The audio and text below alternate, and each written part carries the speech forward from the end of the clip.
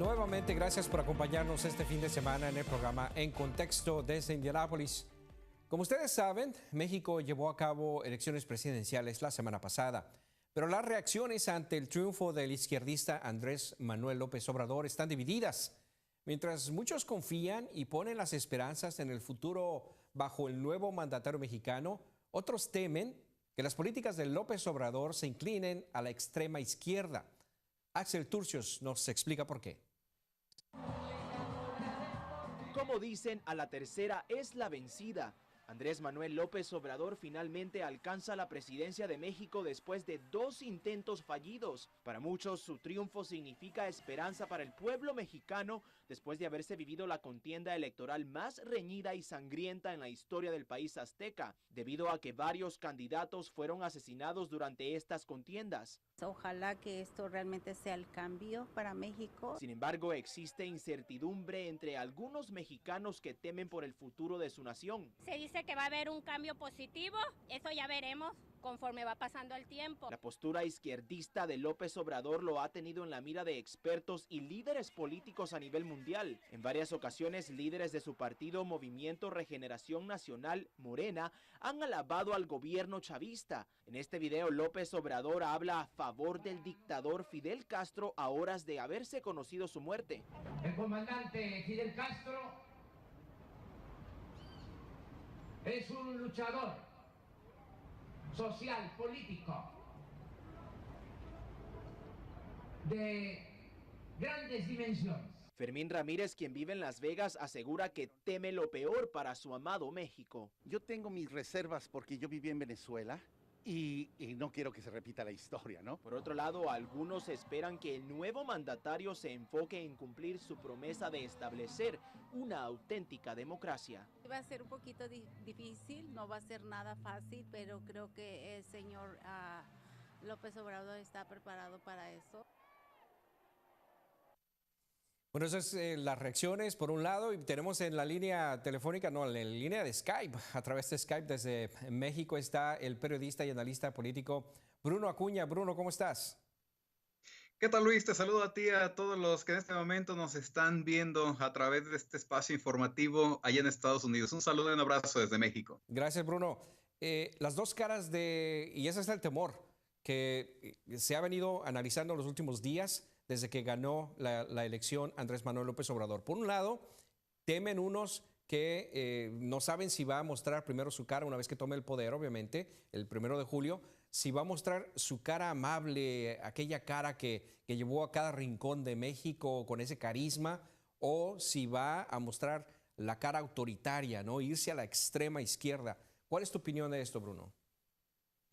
Pues a unos días de que fuera ya nombrado o elegido nuevo presidente de la República, Andrés Manuel López Obrador prácticamente está ya generando algunas acciones. En este momento podemos considerar que ha sido moderado y uno de los aspectos que así lo refieren es la construcción del nuevo aeropuerto. Él había hablado de que se tendría que realizar un proyecto distinto, incluso en un lugar diferente al que se está desarrollando esta obra tan importante para la comunicación en la capital de la República.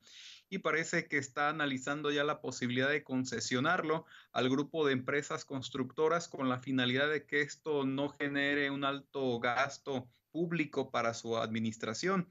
De igual manera te comento que hasta este instante no ha hecho declaraciones que amenacen a la economía. Ha tenido reuniones muy cordiales con el sector empresarial en donde ha hablado de que se tiene que impulsar un crecimiento económico acorde a la realidad internacional y local del país.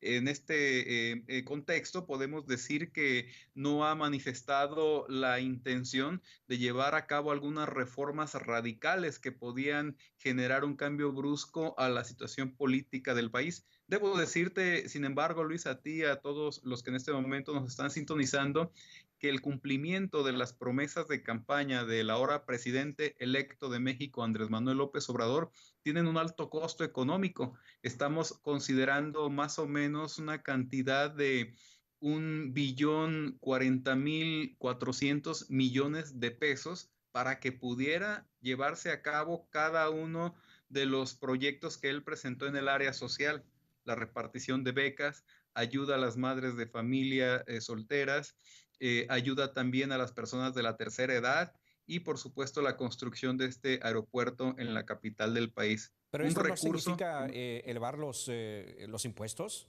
porque eso debería obviamente pie a eso, ¿no? A aumentar los impuestos o a cortar Y el es que no gasto hay otra. público.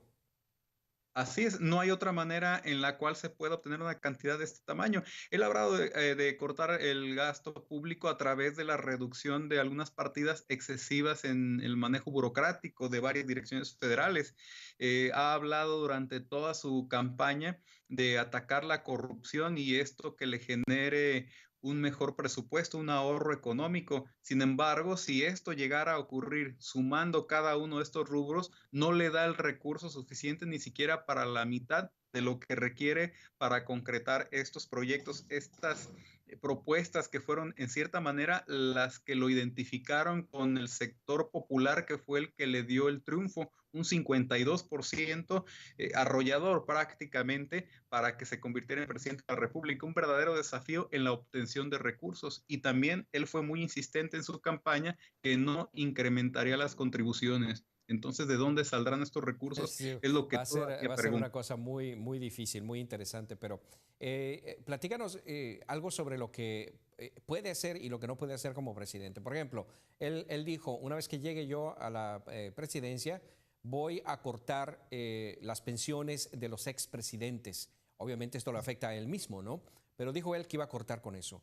¿Él puede hacer eso sin una aprobación del Congreso? ¿Qué sí puede hacer y qué no puede hacer López Obrador? Sí puede cumplir, esta es una de las promesas que están al alcance. Cada sexenio, cada que llega un nuevo presidente de la República, por decreto se establece continuar con esta prerrogativa para los anteriores mandatarios y que él ya lo había reiterado en muchas ocasiones, que retiraría esta pensión a todos los expresidentes que aún viven, pero él se incluía también para cuando concluyera su sexenio. Puede, déjame decirte, realizar reformas estructurales muy valiosas porque no solo gana él como presidente de la República, además tiene todo el poder legislativo a su favor con mayoría absoluta. Tanto en el Senado de la República como en el Congreso, la Cámara de Diputados, tiene el número suficiente para poder llevar a cabo reformas estructurales y además, Luis, déjame decirte que puede llevar a cabo modificaciones a la Constitución del país, puesto que en 17 estados de la República también tiene mayoría en los congresos locales. El número suficiente, arriba de 16, son los que se requieren para realizar cualquier modificación a la Constitución de los Estados Unidos mexicanos. Y bueno, él podría con una facilidad y con muy poca negociación política llevar a cabo cambios radicales y estructurales. No ha anunciado que así lo haría, sin embargo, parte de su proyecto político pues fue enfocado en este sentido, en este tenor, de que modificaría aquellos aspectos que le están generando un deterioro económico, social y político a la nación. Habrá que ver a qué... Eso fue lo que comenzó Hugo Chávez en Venezuela. Tenía el poder absoluto y comenzó a hacer sus cambios para perpetuarse en el poder y ahora los venezolanos no acaban con eso. Y no quiero ser pesimista, quiero ser optimista y poner también la fe y la esperanza en Andrés Manuel López Obrador, porque si a él le va bien, al país le va bien y a los mexicanos nos va bien. Así es que, pero es un fenómeno muy interesante esto.